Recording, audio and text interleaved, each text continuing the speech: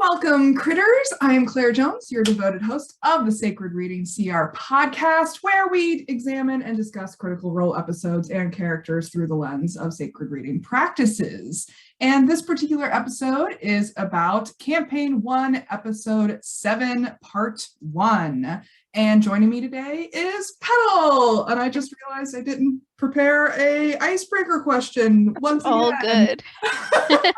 We've been delaying this recording because of all kinds of stuff that has been happening, and so I did not prepare anything. So tell me what your favorite color is and why.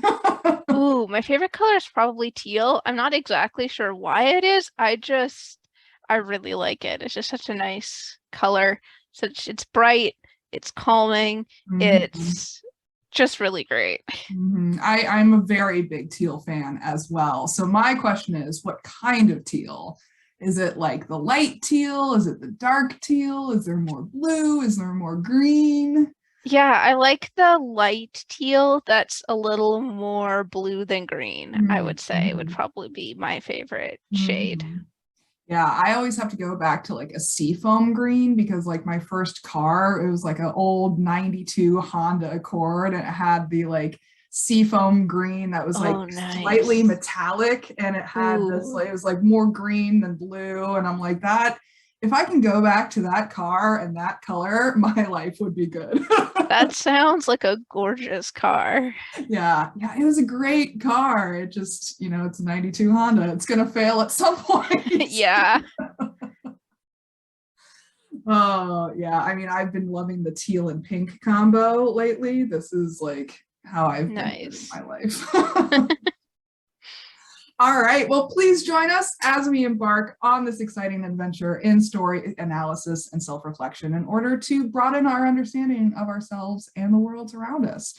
As always, we love hearing your own insights and stories as well, so please comment, like, and subscribe below.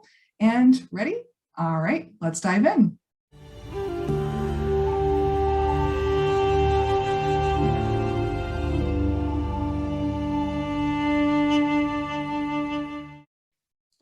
So as we open this episode, Vox Machina, they have just successfully rescued their ally Kima from the prisons underneath a Duragar stronghold castle deep within the mines of Craghammer. They have a tenuous alliance built between them, Kima, and Clarota, a mind flayer they had picked up along the way. Now they are on their way to try and retrieve Kima's confiscated weapons and belongings from the Duragar. As they head up the stairs from the basement prison, they hear a bunch of footsteps and people moving about in the floors above them until everything goes silent and still ominously. Vax stealths ahead as they explore the first floor. He finds some guards and kills a blacksmith for no reason. And Clarota and Scanlan go invisible to join Vax. Kima stealths over there as well, not finding her belongings anywhere in the forge room where the blacksmith was killed. So she continues on. Vex and Trinket also try to sneak and follow, and the guards do notice them. Tiberius follows, alerting the guards, who then move to attack. Actually, do they notice Vex and Trinket, or do they notice Tiberius? It's one or the other, I think. Yeah, it's one or the other. I couldn't quite pick up on what. Yeah, I'm pretty sure it was Tiberius who alerted the guards, who then moved to attack. And then Vax kills one of the guards while Percy takes down the other one. Pike walks over to finish him off by slitting his throat with her mace. This is a key action that has consequences. Scanlan also looks for Kima's cleavage for some reason. And then they continue following Kima. Vax finds a commode and they hide the Duragar bodies in the commode. Scanlan finds a bedroom.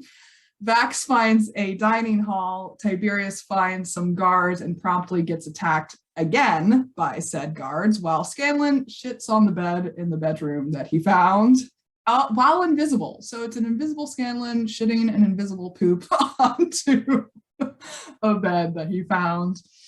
Tiberius barely gets up a blur spell in time to avoid the Duragar attacks. Vex shoots her arrows. Keyleth, in Minxie form, still jumps over Grog to attack the Duragar. Vax throws his daggers and kills one of them. Pike finds another bedroom and resists the urge to poop in the bed. Tiberius casts Firebolt at the remaining Duragar twice and kills him. Vax goes back to the dining hall where he had seen something shiny before Tiberius got attacked. Keyleth drags the dead Duragar into the commode with the others. Most of the party follow Vax inside the dining room, but it turns out that the shiny thing is actually a trap that locks them in the room and separates them from the rest of the party. Some magical effect stuns Pike, Vex, and Clarota inside the dining room as a couple of mind flayers appear with them in the room, and one wraps its tentacles around Vax's head. Vax does successfully resist its influence, and they all roll for initiative. Kima attacks the Mind Flayer who's on Vax with Divine Smite, like the badass paladin that she is. Grog rages and successfully bashes in the door to get into the dining room. Vax attacks the Mind Flayer and manages to kill it off. Tiberius enters the room and casts Light and his stone columns to crush the other Mind Flayer. That Mind Flayer survives, but does look around the room and then vanishes. They realize that their cover is officially blown at this point, so they search the rest of the floor as quickly as possible. It's panic searching at this point. They find a temple of worship with a statue of a warrior Duragar god and a laboratory where Scanlan sets off a poisonous gas trap. Vex attacks the Duragar in the laboratory. I keep wanting to say laboratory, like Dexter's laboratory. And Keyleth finds a gross, bloody heart sacrifice in the temple and gives it to Vax, still in minxie form. Vax starts negotiating with the Duragar that she shot with an arrow in the laboratory. Scanlan hits him with a vicious mockery spell, calling him a poopy head. Vax and Percy start fucking around in an armory where Percy sets off yet another trap. Kima joins Vex and Scanlan in the laboratory. I feel like I'm describing Clue at this point. And threatens the Duragar and kills him. They look around for any helpful potions, healing or otherwise, and find several. So they decide to take a short rest in that room, and that's where they break for the episode. So what do we think of this first half? Yeah, for me, it mostly just strikes me as like a classic dungeon crawl. Yeah. There's traps, there's combat, there's sneaking around and trying not to be seen. There's then there's like party shenanigans and all sorts of things. It just came off to me as just like a very classic dungeon crawl, which was cool to see, because of course it's nice when they like switch it up, but it's also just cool to see like, yeah, this is also what D&D is. And it's just as chaotic as our chaotic hearts wish for. Oh, absolutely. Yeah, I mean, even previously to the episode starting, in the intro portion, I noticed that they have more merch that they're giving away and sponsorship giveaways by a makeup company. Yeah.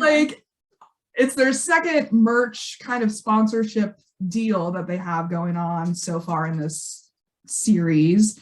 And it's just this professional growth as a brand that I find so fascinating. And then once we get into the actual episode itself, Kima is making independent decisions as an NPC. And that causes a lot of delicious conflicts. Yeah. Tension. Yeah, it just really shows like the party getting their bearings within the world, like as a shift from like their casual play before they started streaming to the more dedicated play where the world is deepening and all of these things, and all of a sudden NPCs have thoughts and opinions of their own, and they're not just gonna follow around the party and do whatever the party wants them to do. And it's just cool to see the sparks of that, because Matt is incredible at NPCs. There are so many good NPCs throughout all 3 campaigns, and it's just cool to see like the sparks of that, the first ones showing up. And Kima herself is a very notable like well-known NPC. Yeah. I mean, we're what, episode 7 now, and so we're roughly a month and a half, almost 2 months into this series now with their gameplay, and things are getting serious, like not only in the narrative itself, but in the overall context of the show. They are officially going after sponsorship opportunities. They are officially going after merch opportunities. They are officially integrating like longer term character development narrative plot points too. It's been super fascinating to watch how they settle into this. Yeah, definitely. And like Kima, there's so many quotes that I wrote down when it comes to her independent decisions as an NPC. And it's like, this is why we don't have AI in the party. Yeah. And then there's another one where someone else says, like, is there something we can do to slow her down? And it's like, it really underlines this importance of group cohesion and communication, because it is a chaotic exploration of this war. Like, even before their cover is blown with the whole Mind Flayer interaction, it is chaotic. Like, they're not really communicating. They're going in all kinds of different directions. They're running after each other, and they're setting off all the traps. Yeah. And it's just like this patience aspect that is really an Achilles heel for the group as a whole, especially with Vax scouting ahead. Yeah. And like, everyone else doesn't want to wait. There is no game plan ahead of time at all. Yeah.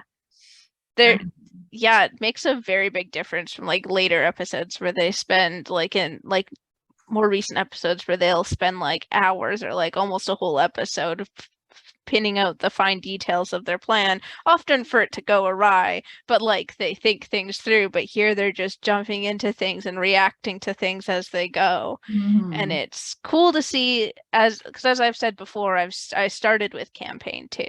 So it's cool to see like the origins of this sort of stuff, knowing where it's gonna go. Yeah. So that brings us to like allegories, stories, metaphors. Are you noticing any in this first half? I'm having a little bit of trouble with like just like often like the themes we've talked about, like patience and things like that, and like classic dungeon crawl, and just like reiterating all the things that we have said. What do you have for? Yeah, I mean, it really boils down to this kind of, I guess it's maturation at the end of the day, because they are evolving as players. They are evolving as characters, like both them as players and them as characters are evolving in this context, both business-wise and campaign-wise. And what I found really fascinating was this difference between how Matt plays Kima versus how Matt plays Clarota. Yeah, that's a very good point, actually. Yeah, because like Clarota doesn't really say much of anything at all at any point in time, unless directly asked. Yeah. Like Kima's a lot more like brash and out there, and Clarota, like you don't really know much of what is going on with him at all. And I think the group kind of got spoiled by the Clarota energy. Because he's just kind of like an add-on that they kind of like forget that he's there sometimes. It's like when they're in an initiative, especially, they're like, oh, it's Clarota's turn, of course he's gonna do something, right? You know, whereas with Kima, like she's front and center in the way that she interacts and influences the movements of the group and the chaos of the group. Yeah, it's really interesting to see that dynamic, especially as these are the first like major returning NPCs that we are seeing, like the ones that are more than just like an interaction in a tavern or something like that. Like we're actually getting more time to see these NPCs, and we're starting to see like Matt's character expression coming through. Yeah, I think it's fascinating, especially when you compare it to like, video games where you have these like check-in characters that give you like a set amount of dialogue, and like sure you might have some like options for like how you want to respond to them, but they're not like actively interfering with you throughout the game. They're just kind of like a set character that gives you something at some point in time.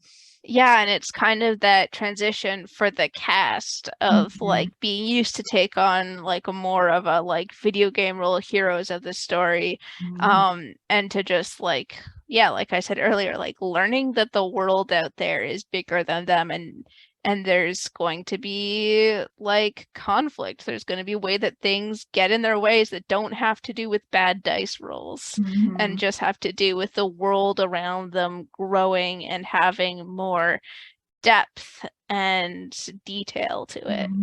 And I think all of this maturation and depth and detail also contributes to this increase in conflict. Not only between the characters themselves, but between the players themselves, between the players and Matt. Yeah. Like, this is the episode where we really start to see, like, for example, Orion's questionable roles. Yeah. This is where they start to really come to the forefront. And we even see Marisha arguing with Matt over DM decisions in this episode. And we see Matt being extra sassy about it. Yeah. Yeah, very different from like the streamlined way that the group interacts now that they've had years of experience under their belts.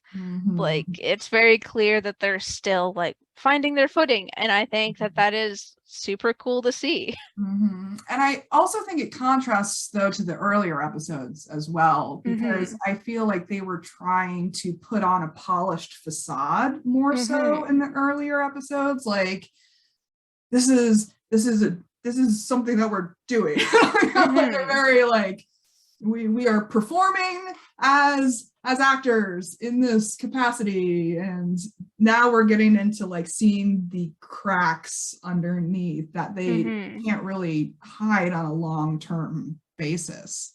Yeah, and I think it brings like a level of like genuineness through, and was a part of the reason why I think Critical Role has made it so big, because you can just see their heart and the like who they are as people shining through this in the hours that we get to see with them. And it's really cool, especially in the way that like so much modern media, like TV shows and movies, are just like polished down to the finest detail. It's all dictated by like the people who are funding it and airing it, and there's not so much of that personal touch in there.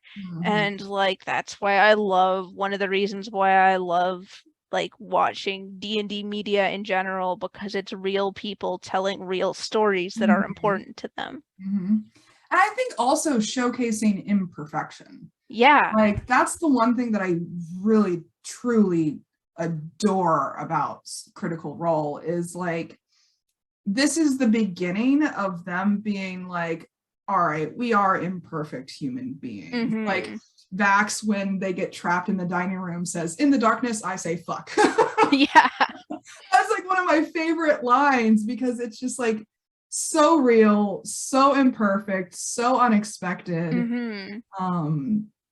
And they are starting to get comfortable with that tension that imperfection breeds or provides within these types of publicly showcased scenarios.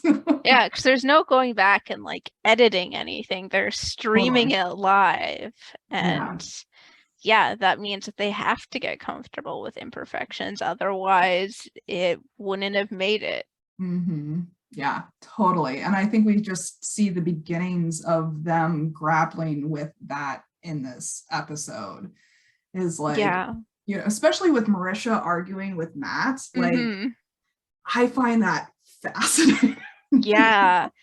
Yeah, that Fascinating. caught my attention too. Like, especially because, yeah, you just don't see it in like the newer Mhm. stuff because Yeah. like I said, they found their groove and but Mhm. they're still figuring it out now. Yeah. Yeah. It's new to them. This is a new way of playing for them. Yeah. And Yeah. like, of course, there's gonna be questions of how things are gonna be. Of course, there's gonna be conflict of how things, Mhm. that's part of like just creating things together. That's part Totally. of any sort of work together Yeah. as a group in Yeah. general, is Yeah. that until you like before you can find a way where you can cohesively work together, there's going to be clashes and there's going to be like, Mhm. I actually learned this in one of my classes, is that an important part in one of the stages of like group development is like having a stage of like clashing things and working through that. And that just kind of like shows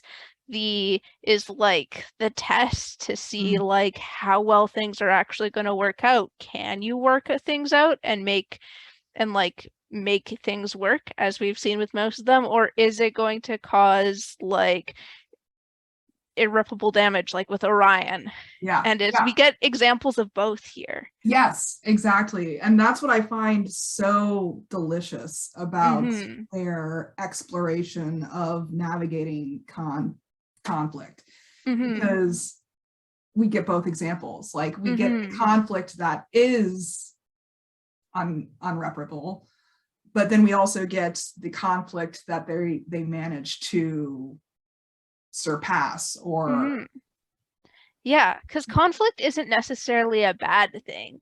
Like totally. I know that there's like I hate conflict. It makes me so uncomfortable. I am a very like conflict averse person. I'm very much a people pleaser, but like the more that I live, the more that I learn that conflict isn't necessarily a bad thing. Mm, It can have bad consequences, but totally. it's less about the fact that you're conflicting at all and more about how you deal with that conflict and how you work through it with the Mhm. other people Mhm. and things like that. And obviously, different types of conflict are different. Like, there's a different kind of conflict between, like, I don't know, arguing about what you want to have for dinner one night, or like, versus like arguing for your rights against like a homophobic family member or something Yeah. like that. Yeah. Like, Yeah. but there's things to learn from conflict. Totally. Which perfectly segues into my next question, is like, what personal experiences are coming to mind for us as we absorb this first half?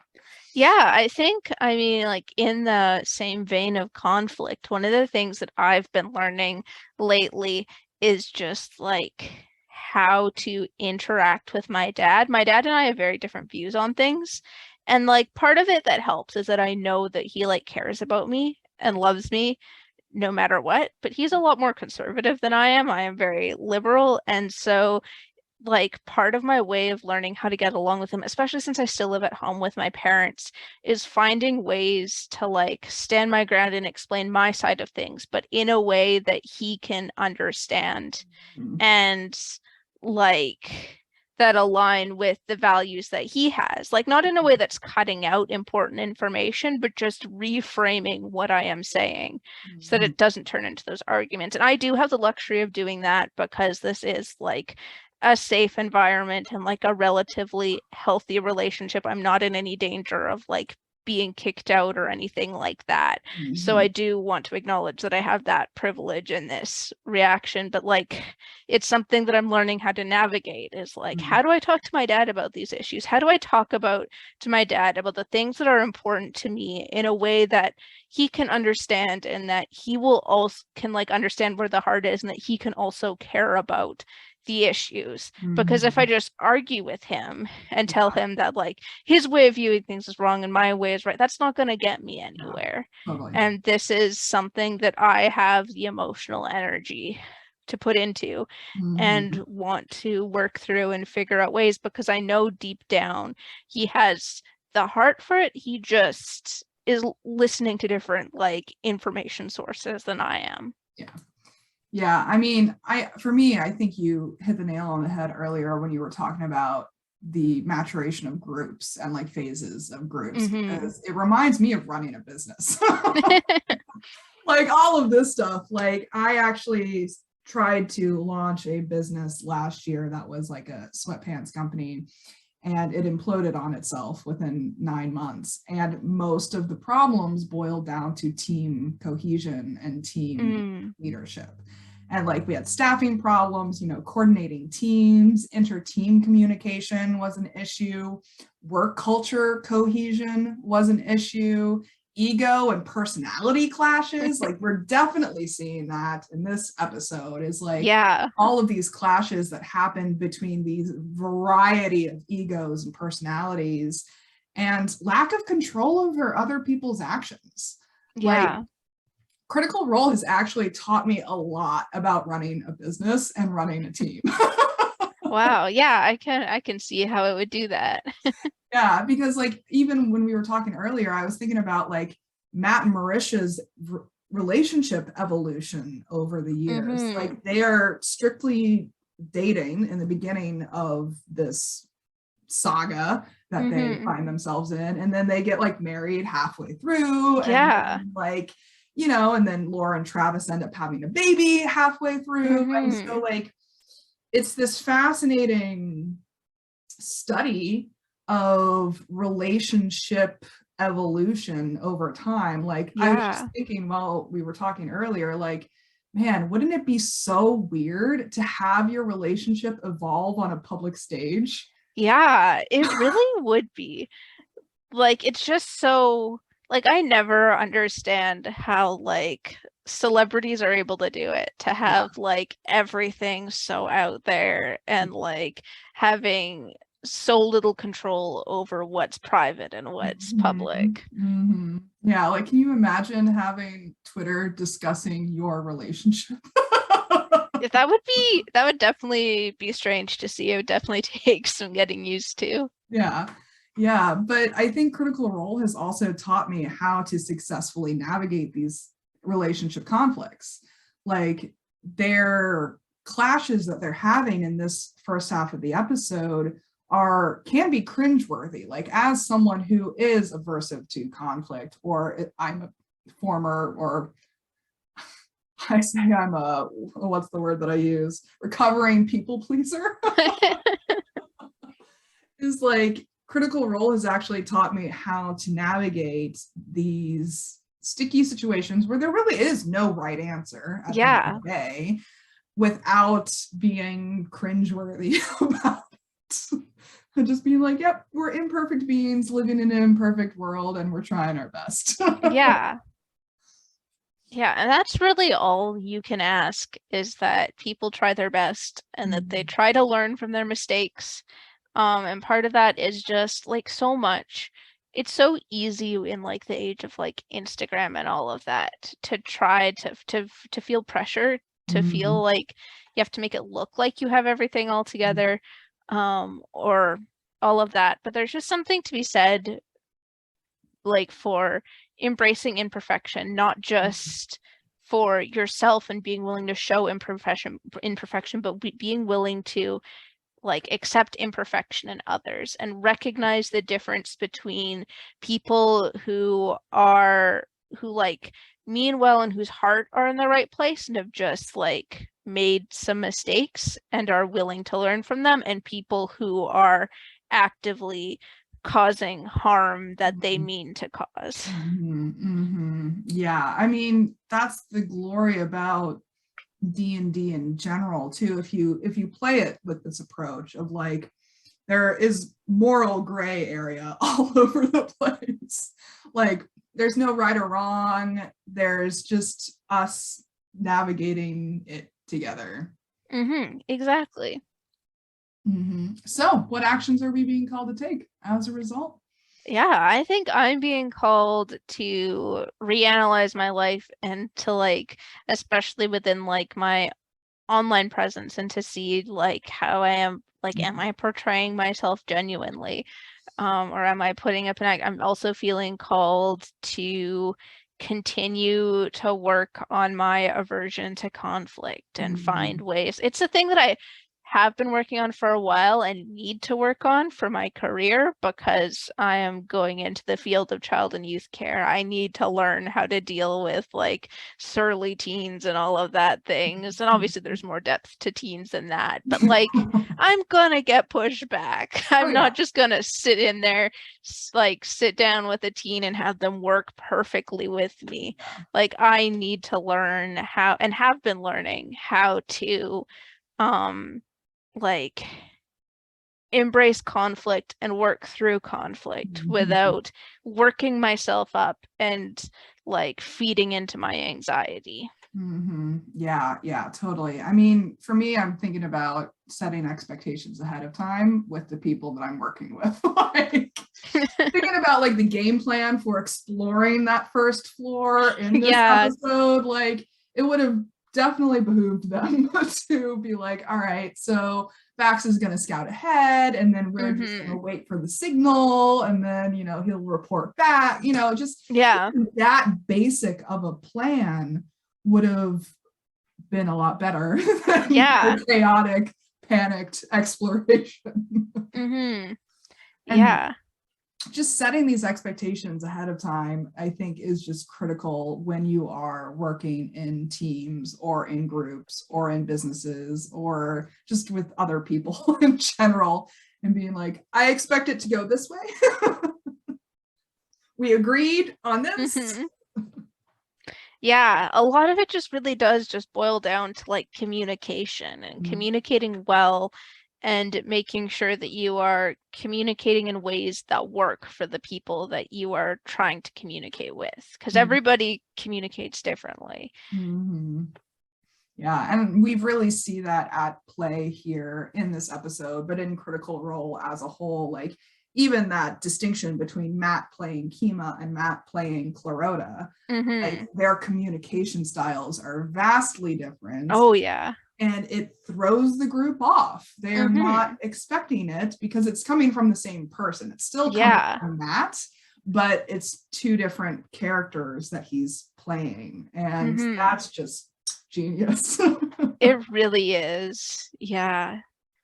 It's all communication at the end of the day. It really is.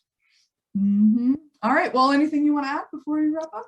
Can't think of anything. We've had a really good conversation here today. Yeah. I mean, imperfection and conflict is just a huge human thing. Yeah. We can't get away from it. Like, what is it? Like death and taxes are the only constant. Well, it's like imperfection and conflict. Yeah. Always gonna happen too. Yeah. Yeah, so these are really powerful themes that we're talking about per usual, and audience definitely encourage you to share your own thoughts and feelings and insights with us as well. We'd love to know how Critical Role has shaped you in your own lives as well, impacted you, and what you've learned from the experience over the years. So special thanks to Petall once again for joining me on this episode. It's been an absolute pleasure. Yeah, thank you for having me. As always, I love to be here, and I'm looking forward to talking about the second half of this episode.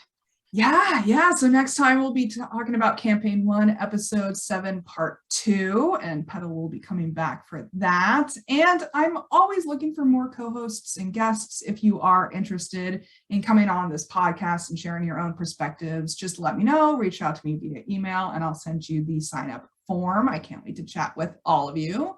And in the meantime, please comment, like, and subscribe below. Follow us on Tumblr at Sacred Reading CR. And until next time, may all beings be peaceful, may all beings be free, and always, always, always remember to love each other. Take care, everyone.